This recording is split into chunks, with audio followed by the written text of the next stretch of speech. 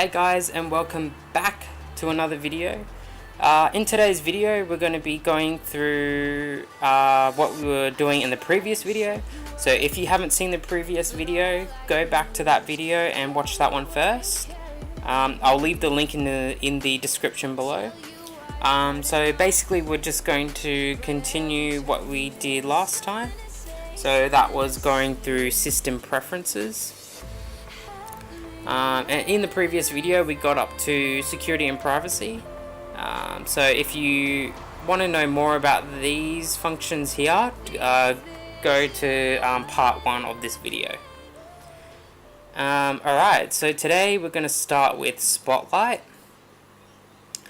So basically what Spotlight is basically if you're coming from a Windows, it's the same as Windows Search. So Spotlight on a Mac is basically a feature that allows you to search for applications, documents, folders, images, anything on your Mac through like a search bar.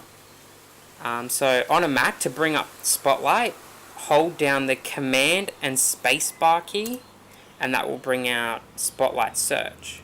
So for example, if I type in Google Chrome, it comes up with Google Chrome here for me. And to bring that up, all I have to do is double click that and it will open for me. So it's basically the same thing as Windows Search. So obviously here it's just got a list of things that show up in my search. So you can customize this to whatever you feel is right for you. At the moment I've got everything ticked because obviously I want to be able to find everything on my Mac and not just certain things. Alright, let's go back. The next thing is notifications. So notifications is basically self-explanatory. So just like your phone, you get a message, a notification pops up. So on a Mac, you've got this little thing in the corner here, and this is where your notifications are. So they show up on here. So basically if you get like an email or a notification from an application, it's all going to pop up just all in here along here. And in the today little tab here, it's basically just tells you the weather, and these are all widgets. So this notification thing is also pretty similar to the notification center on Windows 10. Yeah, so Mac OS basically has the same feature there as well. In this section here, you can basically choose what applications show badges and banners, which ones display notifications. So clicking on one, you can choose whether you want an alert, a banner, or nothing. You also have a feature called Do Not Disturb. So it's pretty similar to Windows as well. You can set a time from when you don't want notifications on. So it's basically the same thing as like your smartphone. If you have an iPhone or Android, you can turn on Do Not Disturb and you won't receive any notifications between a certain time or whenever you turn it back off. Alright, so that's notifications. Displays. So basically here in displays, you've got your resolution. Mine's set to default. So on a Mac, normally the display that is displayed, the scale of it is usually fine. I've never changed it. But if you do decide that you want to change it and make it bigger, you can scale it to whatever size you wish. For now, I prefer to have mine on default. And your brightness. So you can change the brightness here by just simply clicking and scrolling. You probably won't be able to see it on the screen, but the brightness does go up and down. You can also change the brightness with a shortcut on your Mac keyboard. So on a Mac, you need to press, what do we got? So F2. Pressing F2 will make the brightness go higher, and F1 will make the brightness go lower. You can also choose automatically adjust brightness. So same thing like a smartphone. If you're in the sun, the brightness will scale up.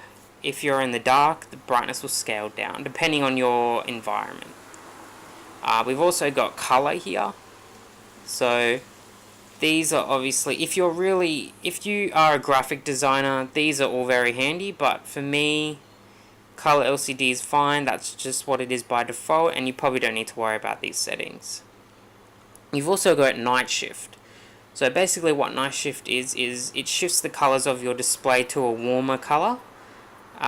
So research has said that shifting the color of your display to a warmer color is better for your eyes, especially if you're using your laptop right before you go to bed at night.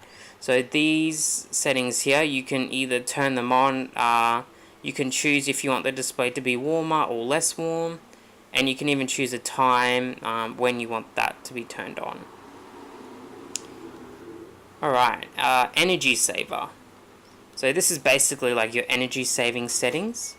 So you've got your battery, so turn display off after 1 hour. So if I've got my laptop sitting here on battery, it will turn off automatically an hour later.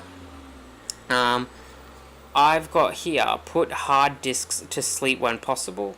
So that basically saves energy. Sleep puts the SSD to sleep, or the hard drive to sleep when you're not using it to save energy.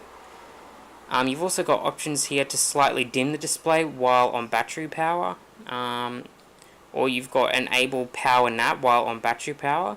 So while sleeping, your Mac can periodically check for new mail, calendar, and other iCloud updates. So again, this is all settings that is you can. It's basically personal preference here to what you want to turn on. You can also have show battery status in the menu bar. So basically that's this here. So I've got mine turned on because obviously I like to see what my battery's on. So that's just battery settings. Now if you've got your laptop plugged in, you've got settings here for when it's plugged in. So your power adapter. So here you've got turn display on after, and obviously mine I've got it on never because I don't want my display to turn off if I've got it plugged in. There's all these other settings here as well, so same as before. Put hard disk to sleep when possible. Prevent the computer from sleeping automatically when the display is off, and wake for Wi-Fi network access. So basically I've got all these ticked on. You could probably have them ticked on as well. These are basically just your default settings here. We'll go to keyboard now, and basically you've got your keyboard settings here. I usually like to leave this. There's nothing that you really need to change here. You've got text, so you can actually add shortcuts. So for example, you type in on my way, it will the autocorrect function on the Mac OS will automatically change it to a shorter abbreviation for you, so OMW.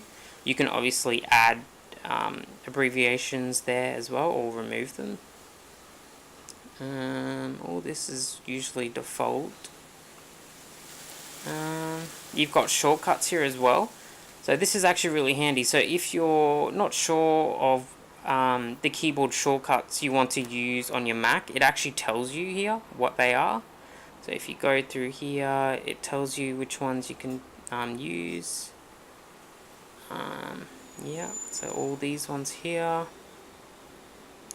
And input sources, so you've got basically your keyboard for each language. But I generally just leave all this. It's not really settings that you need to play around with. You've got dictation. So basically, whenever you type text, whenever you want to type text, you can actually speak to your Mac and it'll write it as you speak. So that's good as well. You've got your mouse settings. So obviously I don't have a mouse connected, but if you do have a Bluetooth mouse, you can connect it from here. You've also got your trackpad. So this is actually pretty handy because it tells you how to use your trackpad. So point and click. You can change your settings here to what you feel is right. It even has a little diagram here showing you how you can control certain functions. You've got scroll and zoom. So you can actually zoom in on things with 2 fingers. So as you can see in the illustration, you're pinching in. You've got your scrolling, so you can use 2 fingers to go up or down to scroll. You've got smart zoom, so you can double tap with 2 fingers and it'll zoom automatically. And you've also got rotate. You can actually rotate things with 2 fingers. So this is actually really handy. It even gives you a little video on how these functions work here. You do have more gestures. You can basically go through them. There are a few nice handy ones in there. So we'll go back. We've got printers and scanners. So basically this is where you add your printers. So Wi-Fi printers or even wired printers. Your scanning settings. Basically all this stuff really depends on the printer you have and whether you have one or not. I'll go into further details in these kind of things in another video. For now, this is just more of a brief summary of the settings the system preferences on a Mac. And we'll finish off on sound for this video. So this is basically where your sound devices will be. So at the moment I've got headphones connected in to my headphone port, so they show up here. You can change the balance of them, you can change the volume, and you can also adjust the volume by pressing the F11 for volume down, or F12 for volume up, or F10 to mute on a Mac keyboard, depending on the Mac you have as well. And you've also got your input, so obviously I've got an external microphone, which is the microphone built into the Mac as well. So that's all I'm going to do for this video. Hopefully this video was helpful for you. And thanks again for watching this video. If you want to see more videos, don't forget to subscribe and don't forget to press that little notification bell as well. And again, thanks again for supporting my channel, and I hope to see you in the next one. Peace. I try to shut you up, but all I get is